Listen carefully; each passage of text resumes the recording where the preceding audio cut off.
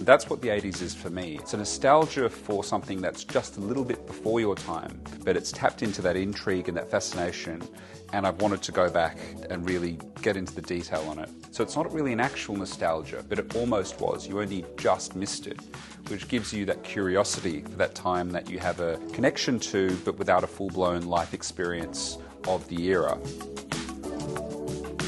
My name is Tom, and I'm an undercover geek. The 80s was the decade where I entered the world. I was born halfway through, almost right bang on the midpoint of the 80s. And I suppose, in a sense, I kind of missed the decade because I was so young when the 90s rolled in.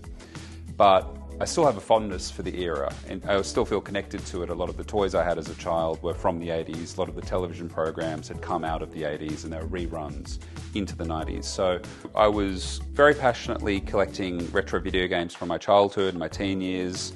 That kind of then morphed into collecting VHS, chasing that same sort of childhood, teenage nostalgia. The VHS had that extra layer of the experience of going to video stores. You had your Blockbuster or Video Easy, Civic Video and all the independent ones, and staring at all the covers. That was a fascinating journey. That then led me into where I've now sort of landed as a collector predominantly, which is back into music. Music has always been there, is a strong interest of mine, particularly in my teen years into my sort of 20s. And what's been part of that evolution, in a weird kind of way, was the equipment I've been listening to the music on. So as a really young child, I remember first at some of my parents' friends' houses seeing this equipment for the first time. And the equipment was sort of 1980s Bang and Olufsen stereos. And to me, as a 4 or 5-year-old, it looked like something from outer space. I was quite transfixed by what I saw. With Bang and Olufsen, the future is here and now. And eventually, when I was a teenager, maybe about 16, my parents got one. And it was the very iconic BO Sound 9000, I believe it's called, which is a 6 CD player. It's very iconic. If you see a picture, you sort of, you remember it. And I listened to some of my favorite music of all time on that thing. It sounded incredible. It looked really cool. Every time somebody came over, they looked at the stereo and they thought, wow, that's amazing. And it did back it up with a really, really good, tight sort of sound. That's sort of the signature of Bang & Olufsen.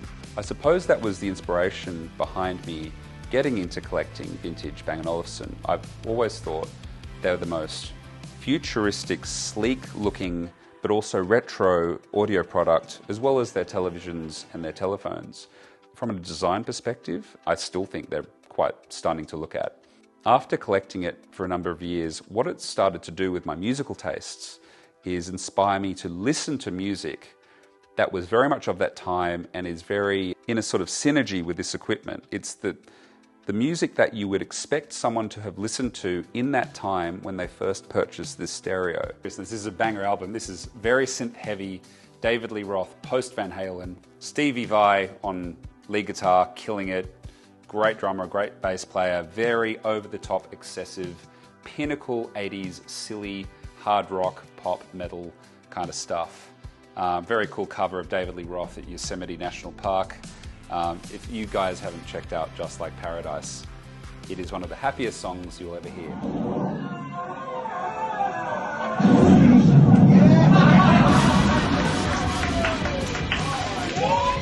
A real honour of mine is being a co-host of the VHS Fleapit.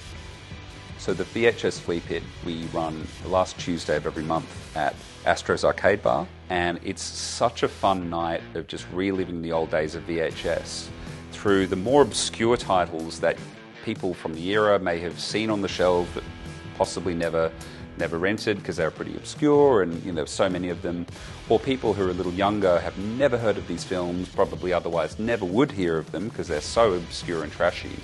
But it's a way of bringing that era back to life so people can kind of relive the glory days of VHS on the original format, on a big screen, in a live environment with like-minded people, having a few drinks, laughing at the stupidity of some of the films, or being impressed by the practical effects and how cheap and dodgy they are, and just having a really great time. So it's an absolute honour and a privilege to be part of that, and it's a great night. So these are really nice companion pieces to my 80s VHS film collection. How cool is that? Pink vinyl, baby. I don't know what's on the horizon. That's the thing with collecting. It does ebb and flow, it evolves, your tastes change over time. So I think the most important thing as a collector is to not see it as striving towards getting to a destination in particular. It really is about the journey and the fun times you have along the way, people you've met, the excitement of obtaining some really rare, cool equipment, or a really niche video game, or a VHS tape, or a toy, or something you thought you'd never find, and you have that satisfaction of building a collection and refining it and presenting and all those things. But you're never going to reach the destination necessarily. You've got to just enjoy the journey along the way. That's the fun of it. It's the ride, like the highs and the lows. Make sure it's predominantly fun, because that's what collecting should be all about.